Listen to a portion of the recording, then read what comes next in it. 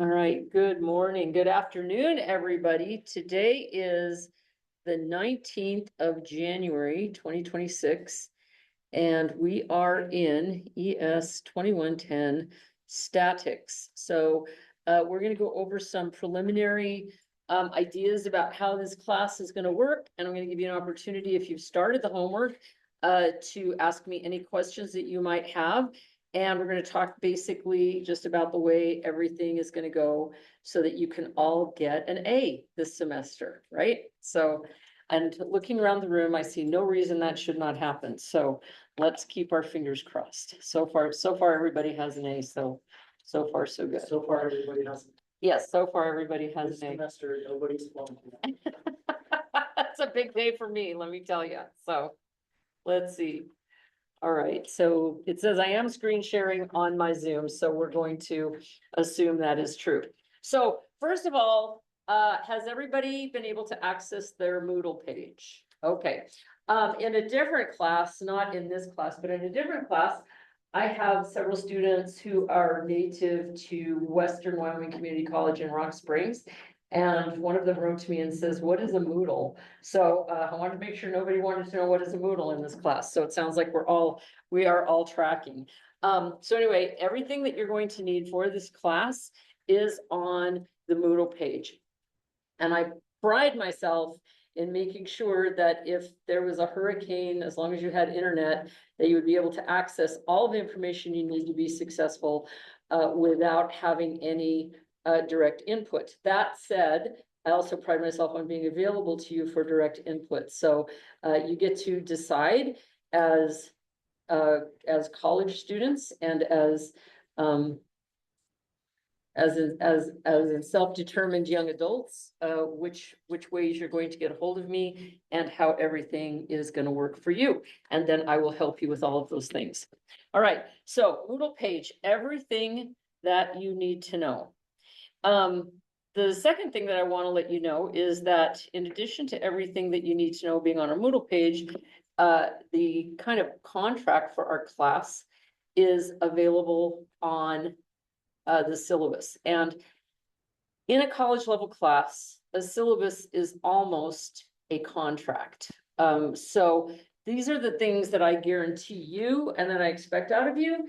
And so that if you do these things, you're going to be able to be successful. So if it's not on the syllabus and it falls in your favor, then that's just lucky for you. So, but I will guarantee everything here for you guys.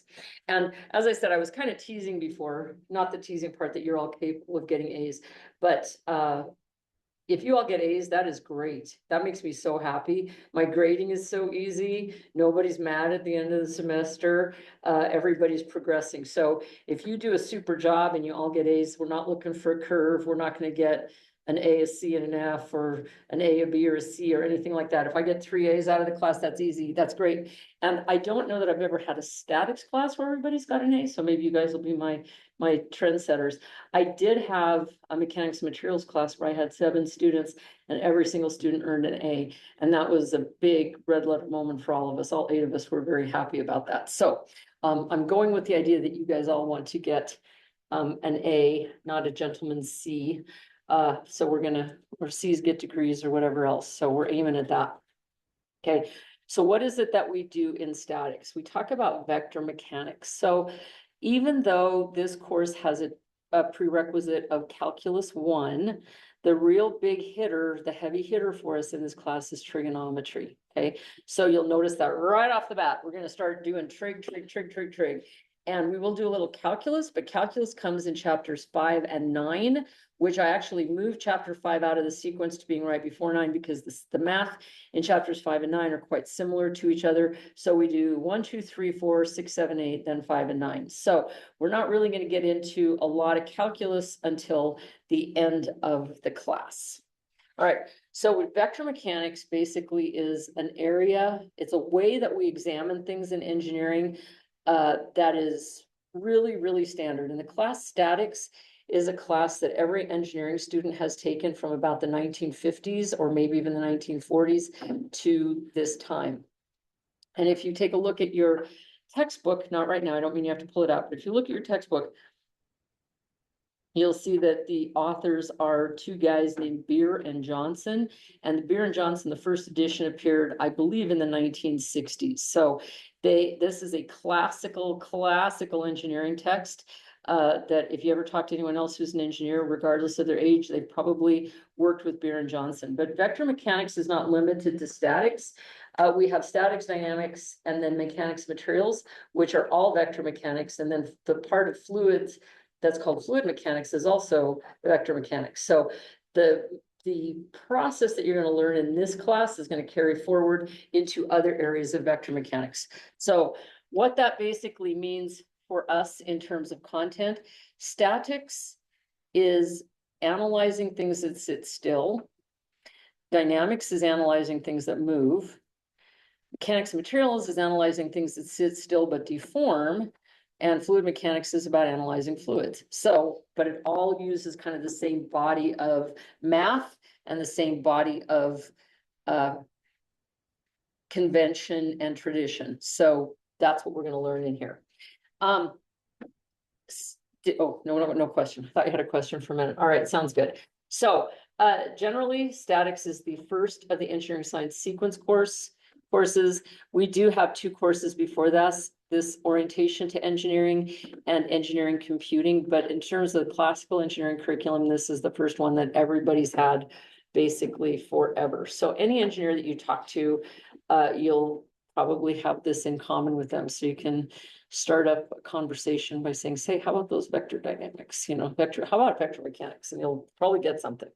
What do we hope to accomplish in this class? What are we going to accomplish in this class? We are going to understand vector mechanics considerations and apply these principles to non-accelerating engineering problems. So earlier I said things that sit still. Technically, the same body of math that covers non-accelerating objects, things moving at the same velocity, not just speed, but direction, speed and direction, are covered by this content, but almost everything in here is sitting still, just as a matter of practicality. Then when things start accelerating, we need to use methods of dynamics, but we also include things that are not accelerating, but are moving at a constant velocity in that class.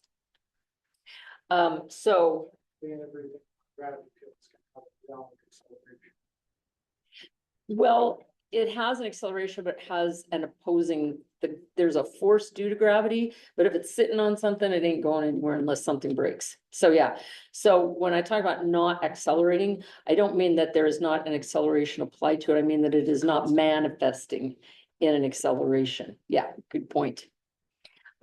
So what are we going to do? We're going to understand those principles. We're going to gain factual knowledge and terminology, and we're going to develop the thought process and methodology required to interpret, analyze, and solve engineering problems to the level and in the manner that will be required of them in engineering courses from this point forward, and to present solutions in an industry standard manner.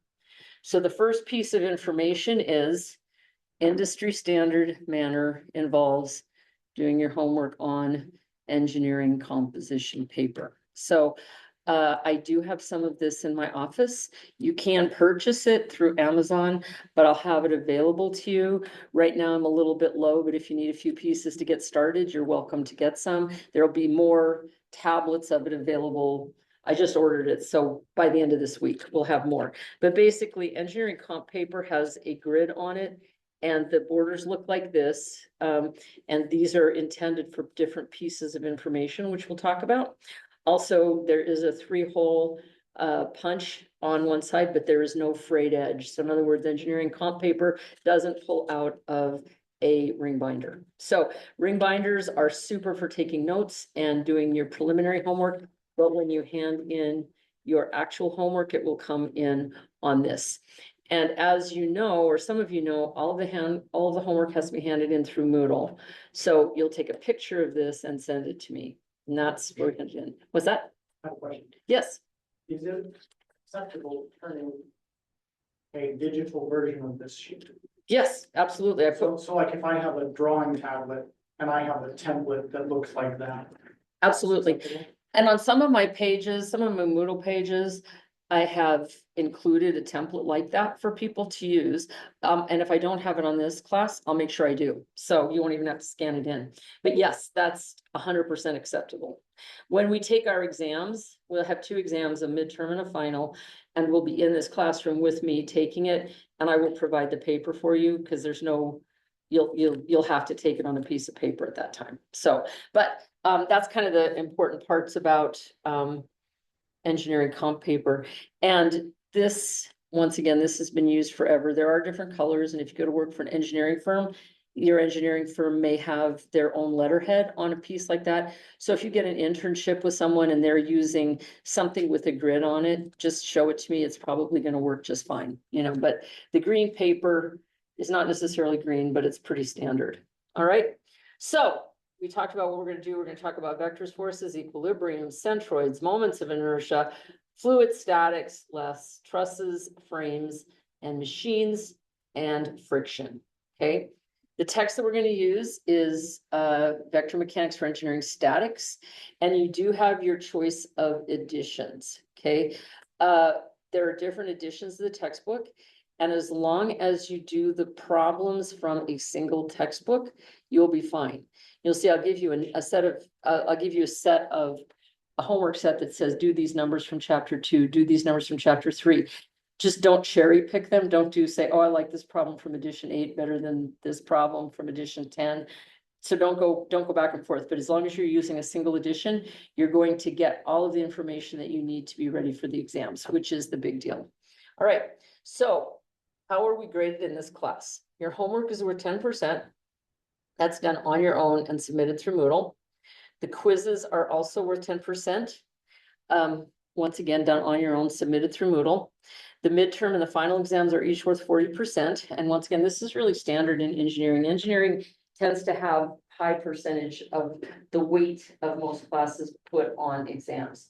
So when you take those exams, they're really important, and they're not done on your own. They're done with me in the classroom with you. Now, you don't have to memorize things. I let you take a single sheet of paper, engineering comp paper like this, and you can write anything on it, front and back, as little as you want. It has to be in your own handwriting, can't be photocopied, can't be, if somebody in your family has better handwriting than you, I don't care, I want your handwriting on this. So, but you can write anything on it you want.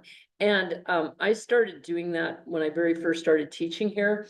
The reason was I had a teacher in college who allowed me to do that, who allowed all of us to do that. And I just found it was a really great way to consolidate your information. You know, it's like you do these things and they seem unrelated. Then you sit down, you study for the midterm, and if you write everything down, sometimes it's like the light bulb goes off. And you're like, oh, that's what was going on. Now I see. So, so that's kind of why I like to do that.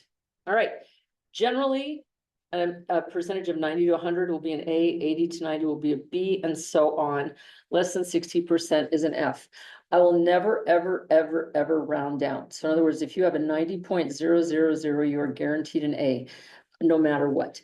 If you are a little bit below a 90, you have an 89.4, I reserve the right to round up. So you'll get either a B minus, excuse me, a B plus, an A minus, or an A, sort of depending on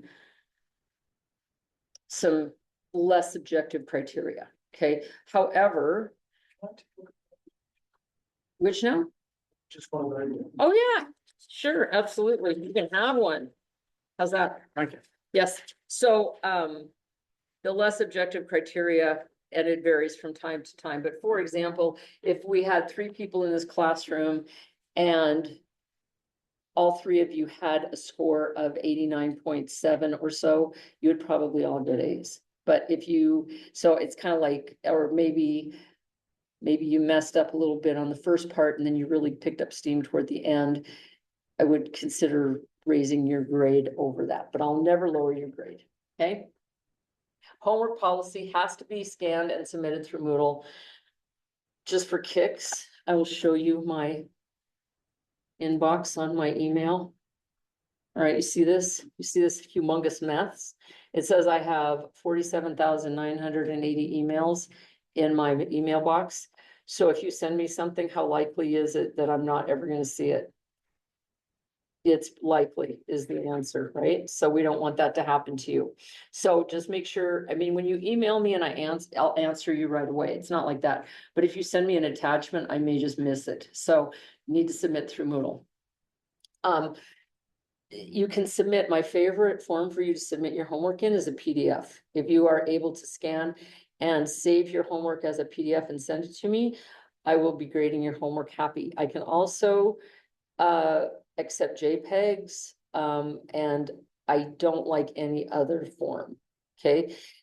If you have an iPhone and you take a picture of it, it will come in as what's called an HEIC file, and I can't even open that. So if that happens, I'm gonna give you a second chance, as long as you don't keep doing it over and over again. So you won't lose credit right off the bat, but please PDF or in a pinch, a JPEG, and we'll be good to go. All right.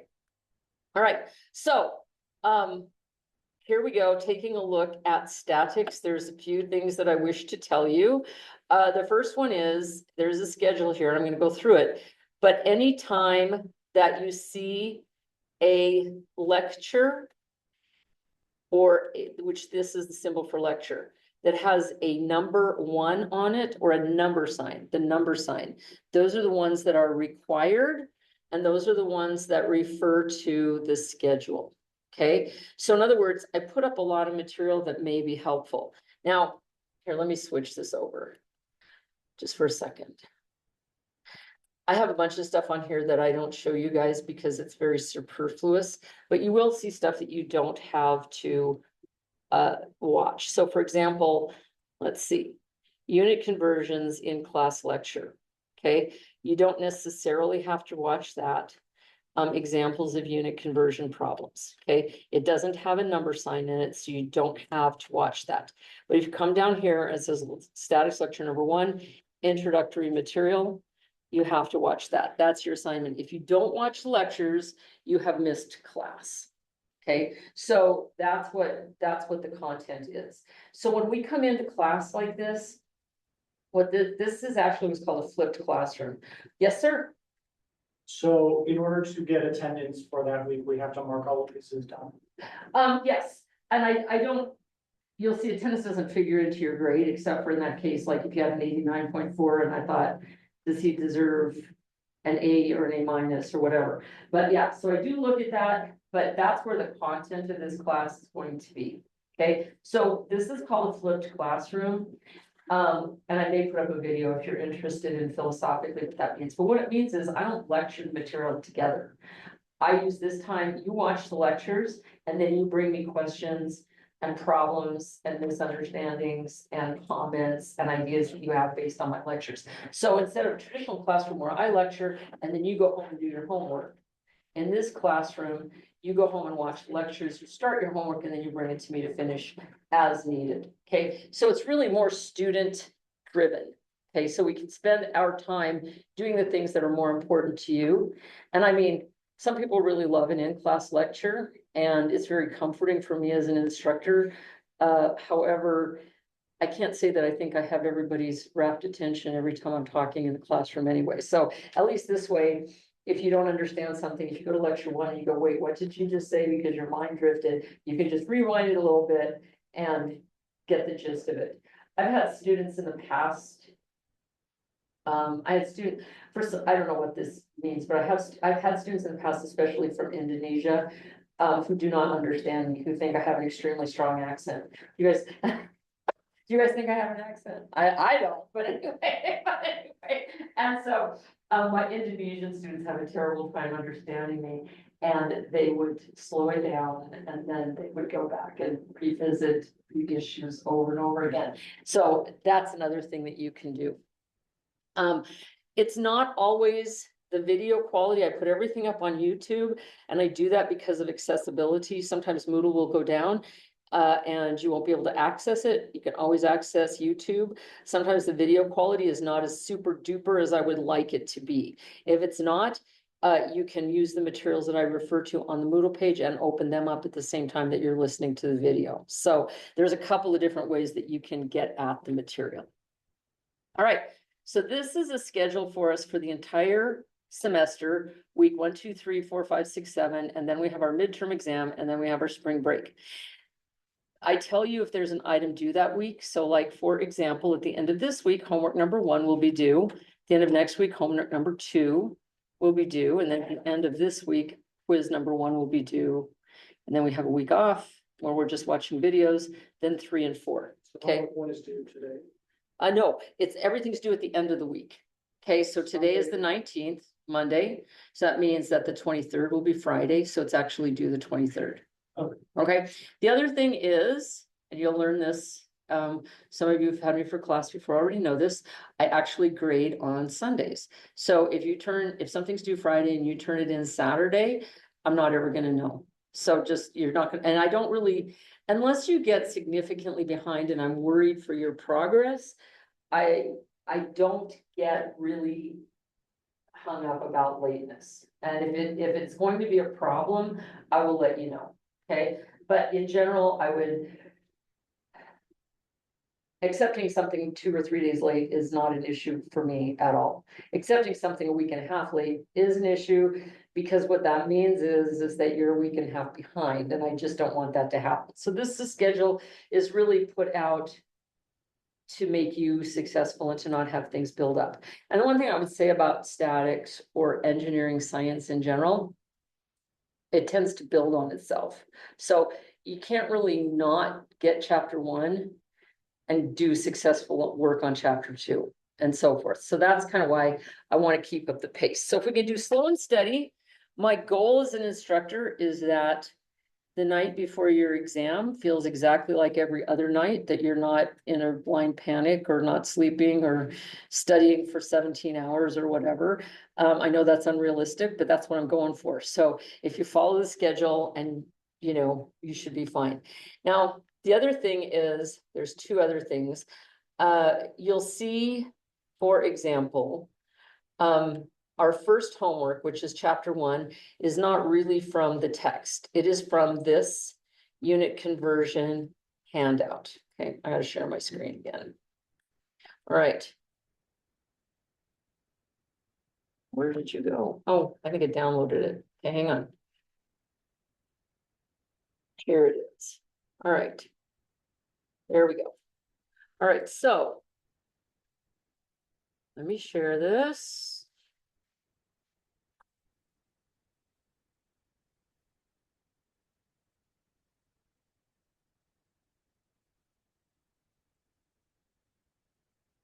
There it is. There we go. So the unit conversion handout asks us to do unit conversions, and in the lectures, it will tell you how I want those done, what they look like. So I'm going to give you an example on a piece of paper here. I'll take one of these problems and I'll show you. Unit conversion means, in engineering, a number without a unit is not an answer. A number is an answer to a math problem. It's not a solution to an engineering problem. So everything has to have units. The other thing is, if you can do it in your head, that is awesome. I always tell people, so can I, but I cannot grade you on what's in your head. So what I need to grade you on is what's on your paper. So I always equate this to, like, if you were in an English class, every engineering problem is like an essay question.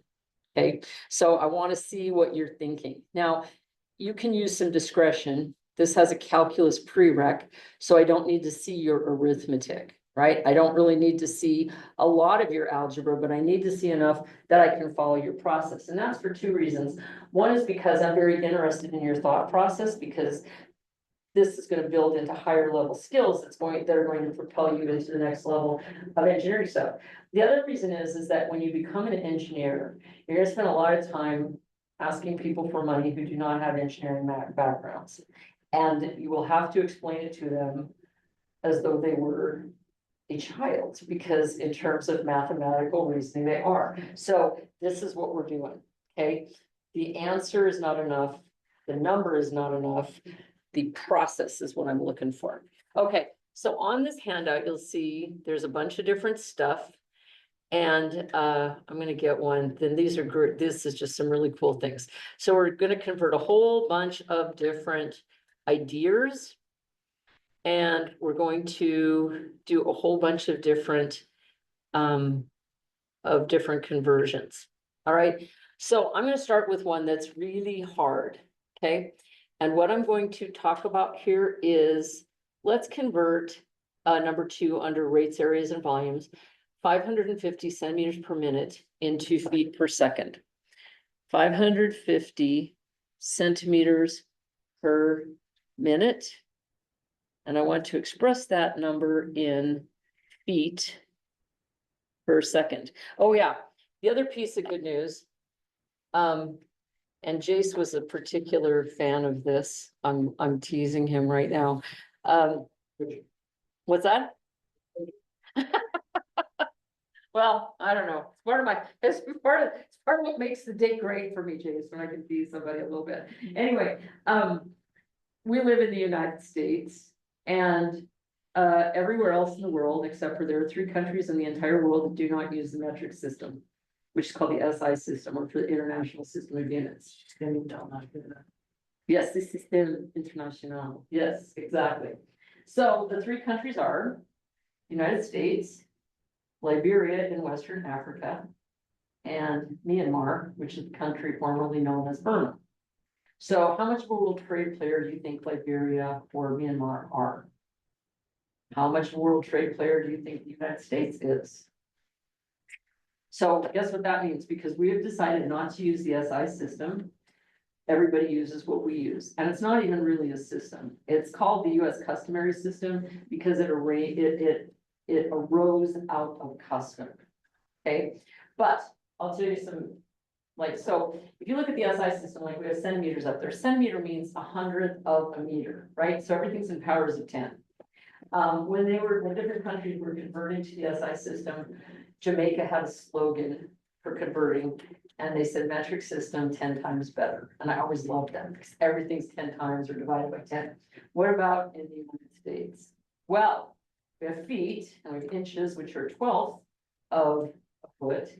And we have a yard, which is 3 feet. And we have a mile, which is 5,280 feet. And we have some other stuff in between.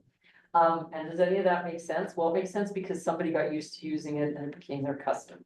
So if you were an auto mechanic, for example, cars are built with parts from the US and parts from other countries. So you have to have 2 sets of tools. You have to have a metric set and an SAE set because they're not exactly the same. So you might have one bolt that's in SAE and one bolt that's in metric, and they're right next to each other and they look exactly the same, and they're not. So congratulations, we are America, and we won this, you know, their stupid contest, win stupid prizes. So there we go. So we gave this one to everybody.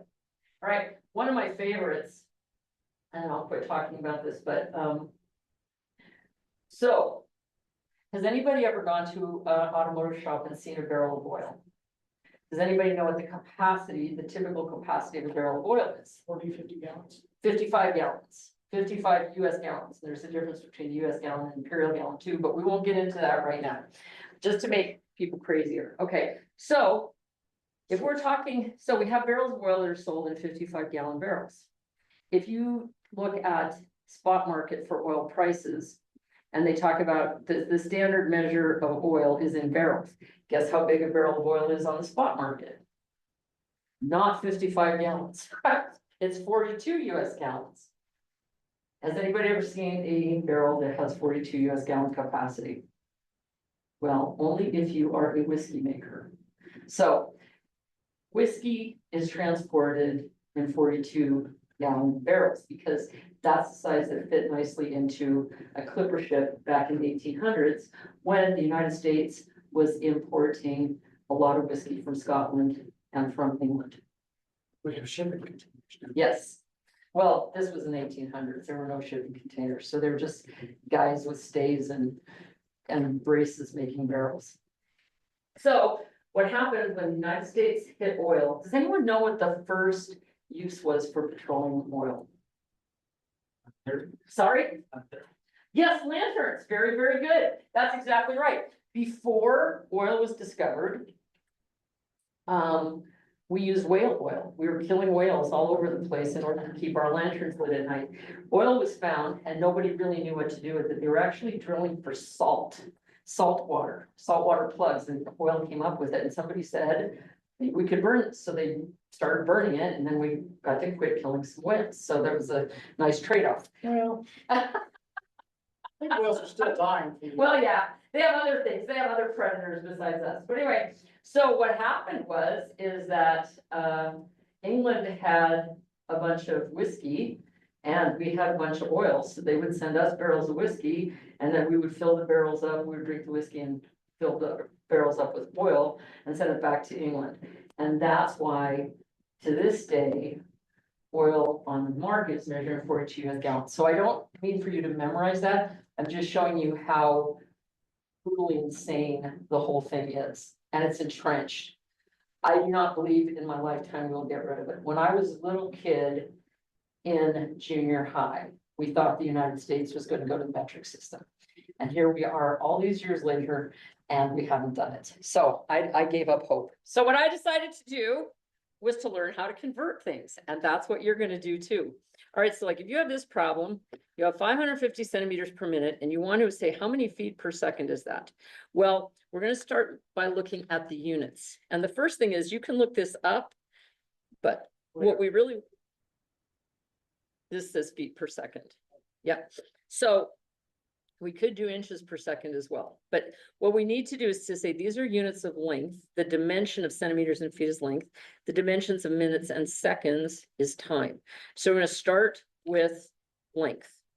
And there are 2.54 centimeters in 1 inch. And there are 12 inches in 1 foot. Okay, so unit conversion means if you have this number, let me ask you a trick question. If you have 6/6, what is the value of that? Yes. And what if you have 1.5 over 1.5? What is the value of that? 1, absolutely. So if you have 1 inch over 2.54 centimeters, what is the value of that? 1, actually perfect. Okay. So this is called a unit conversion. It's unit because it has a value of 1. That means I can write 2.54 centimeters over 1 inch or the other way around to suit my needs. So the first thing is here I have centimeters in the numerator. If I use a unit conversion that has centimeters in the denominator, I know that those will cancel out because if I have the same quantity in the numerator as the denominator, they will cancel out even if it's units. Okay, now the next thing, I now know that I have 12 inches is the same as 1 foot. Here's 1 inch on the top in the numerator. So I want to put 12 inches in the bottom, 1 foot on the top. And once again, these two cancel out. That means I'm left with feet in the numerator, but now I need to convert minutes into seconds. That's easier for me, right? Because 1 minute is the same amount as 60 seconds. But now I have minutes in the denominator. So I want to put minutes in the numerator, 60 seconds in the bottom. Minutes cancel out. And I'm left with feet per second. So the numeric quantity is going to be 550 times 1 times 1 times 1 divided by 2.54 times 12 times 60. And that will give me the value in feet per second. Okay. So let's take a look on my little calculator. My denominator is 2.54 times 12 times 60, right? And if I take 1 over that number and I multiply it by 550, I get 0.3007. Okay. 0.3007. Okay, we have one other thing to talk about. Significant digits, right? This has 2 significant digits. You always consider unit conversion factors to be exact, even if they're not. So in other words, the data determines the number of significant figures. The answer, this has 2, so this should have 2. That means it's 0.30 feet per second. If I wrote it as 0.3, that would have 1 significant digit If I wrote it as 0.300, it would have 3, 0.3007 has 4. So this is the 100% correct and perfect answer. All right. Any questions so far? You want us doing the homework on, like, instead of doing it on. Yes, yes. I want, if you would like to fill it out on the handout, please do. But what you hand in, I would like to have on the engineering comp paper. Or, Yep, good question. All right, so the final piece of information, if I have it here. Oh, this is not a required reading, but famous unit conversion issues. Errors is hilarious. You cannot believe how much time, energy, money has been lost based upon bad unit conversion. The homework template will show you exactly. Now, this is a little pedantic. Not every problem is going to fall into this exact category. But basically, when you use the engineering comp paper, at the top, you'll put the due date of this homework, not the date you're doing it. The course, the S2110, the chapter, you put homework number 1, unit conversion handout, or chapter 1. It's not really chapter 1, but that's okay. Then your last name and your first name, and then the total number of pages. Now, which page this is out of the total number of pages. Now, you may have 7 pages of homework. Maybe you did 2 and 3 and 2 or something like that. But when I always take I take a chapter all together at the same time. So however many different subsets there are, everything from chapter 1 comes in together. And so that's the total number of pages. Okay, so you're not going to know that till you're done. You're not going to know that bottom number. Same thing with chapter 2. Everything comes in together for chapter 2. Even though we're working on it for a week or more, you don't hand it in every day. You hand it in when you have the whole thing done. Okay. All right. So, and always put your answer off to the side, like it says, with proper significant figures. It's a number plus a unit. And then separate the problems. You don't really have to draw a line, but what I'm getting at is you don't have to use a new piece of paper for every problem either. Okay, just want some separate. Yes. How many decimals do you want to answer? Or What's that now? how many decimals do you want to answer? Like, over. Yes. How many digits you mean? Whatever the data goes into it. So yeah, you just want to, I want to follow the number of significant digits for the data. Yeah. That, okay, very good. And if you have any questions, I won't take off, I'll make notes, like when I grade it, you can go to the grade book and there will be notes in there that I take on your homework.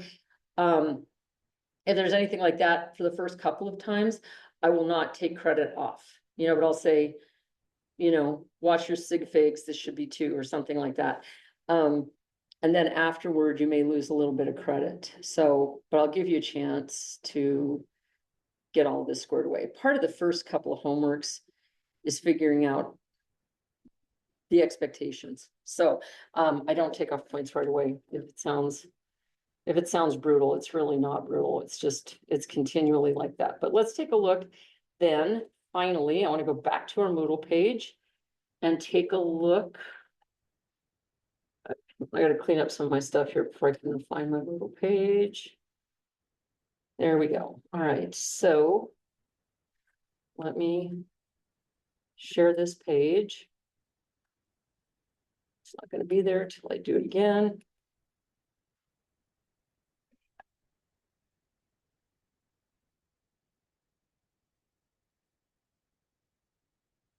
Okay, there it is. So basically, like if you look at the homework assignment, the other piece is whenever there is something to hand in, you'll always have the word submit. Okay, so submit means I'm looking for something from you. So here we are with homework number 1. Oh, wait, I gotta turn, yeah, so this is the unit conversion handout, right? Now, if we go to homework number 2, so in other words, you do everything on the unit conversion handout. When you go to chapter 2, you will not be doing every problem, not by a long shot. Okay, see there are 6 homework sets here. When you open that up, you'll see it. So there are a few problems that are associated with each piece like every video lecture or approximately every video lecture. But this is all one hand in homework. So you do the first subset. You don't even have to mark it like this is the first subset. You just do those problem numbers and then again, and again, and again. And then when you get all of these problems, 1, 2, 3, 4, 5, 6, 7, 8, 9, 10, 11, 12, 13, 14, 15, 16 problems. You submit all 16 of those problems as a single homework for homework number 2. Okay, now there's one very important point I would like to make. And this will make sense when you get into this, and I will bring it up again. On the first problem set for chapter 2, which is not coming up until the end of this month, the authors give you a couple of methods of how to do these problems. One of them is the parallelogram rule and the triangle rule, and they are both absolute dead ends in terms of your computations in this class. So what I would like you to do is to just use the standard trigonometry and vector component method, which is going to make more sense. We'll talk about it again next week. But don't use the triangle rule. Don't use the parallelogram rule, because you will do it and then it will get you nowhere in life or in statics class. So just don't. The reason that the vector mechanic method works better, the components, is because it translates very nicely into 3 dimensions. We start out with 2 dimensions to get the concepts down, and a lot of problems can be analyzed using 2-dimensional methods. However, when we go to 3 dimensions, the vector component method will work perfectly, and you can extrapolate very well from that. Parallelogram rule and the triangle rule will not. So that's why I say it's a dead end. So please just use vector mechanics and vector components from the beginning. Okay, I won't take points off if you do the other 2. I'm just telling you, you'll be sorely disappointed when you can never use it again, and you'll think, why did I ever bother learning that in the first place? Okay, all right. So you guys have any questions for me? All right, so this video will be up. I'll mark it lecture from January 19th. Beginning of unit conversions and introduction to class or something like that. So you can watch it or not. It's up to you. The ones you have to watch are the ones labeled number 1, with the number sign. That's the big deal. All right, and that all relates back to the schedule. So in the meantime, that's it for today. Between now and next Monday, when we meet again, please do not hesitate to get a hold of me if you have questions or problems. Since this is a flipped classroom, that's what I'm here for. Almost nobody is going to do this on their own with 45 minutes of instruction from me a week. Okay, so my expectation is that you'll come get me or send me an email or a text when you need help. I also, you may notice if you call my phone, I forward my office phone to my cell phone, and my cell phone says, please don't leave me a voicemail. And that's because please don't leave me a voicemail, because I never pick it up. And if I don't answer you right away, it's because I have no idea it's there. But if you text me or email me, I will know within, well, unless I'm asleep. I always tell my kid, my personal children, I have 3 adult sons, and I always tell them, do not call me between 10 p.m. and 6 a.m. because mom is asleep. And if you call me between them, whatever happens between 10 p.m. and 6 a.m. is between you and God, because I'm not part of it. So, but if you text me or email me during that time, it's not going to wake me up because my phone is off. You can text me and I'll get back to you in the morning and let you know what's going on. All right. And seriously, don't ever feel embarrassed about any amount of time that you need for me to get this stuff done, because that's what I'm here for. All right. All right. Well, it's lovely to have you all in class, and I'll look forward to seeing you either sometime this week or definitely next Monday. So have a great day, week, or however long until we see each other again.